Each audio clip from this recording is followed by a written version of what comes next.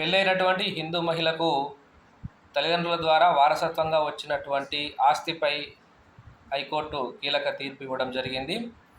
పెళ్ళి అయినటువంటి హిందూ మహిళ కనుక పిల్లలు లేకుండా, సంతానం లేకుండా కనుక చనిపోయినట్లయితే ఆమెకు తల్లిదండ్రుల ద్వారా వారసత్వంగా వచ్చినటువంటి ఆస్తి కనుక ఉన్నట్లయితే ఆ ఆస్తి పైన భర్తకు ఎటువంటి హక్కులు ఉండవని చెప్పేసి హైకోర్టు తీర్పు ఇవ్వడం జరిగింది. అయితే ఆ ఆస్తి పైన ఆమె తల్లిదండ్రులకు సంబంధించినటువంటి చట్టబద్ధమైనటువంటి వారసులకు మాత్రమే హక్కులు ఉంటాయని కూడా హైకోర్టు చెప్పడం జరిగింది. ఇది హిందూ వారసత్వ చట్టం 1956 సెక్షన్ 15 సబ్సెక్షన్ 2 క్లాజ్ ఏ అదే చెప్తుందని కూడా హైకోర్టు అనేది స్పష్టం చేసింది. అయితే ఈ వివాదం అనేది ఒక గిఫ్ట్ డీడ్ రద్దు విషయంలో ఆర్డీఓ అలాగే జాయింట్ కలెక్టరు పరస్పరం విరుద్ధమైనటువంటి ఆదేశాలు ఇచ్చినటువంటి కారణంగా ఈ యొక్క వివాదం అనేది ఏర్పడింది.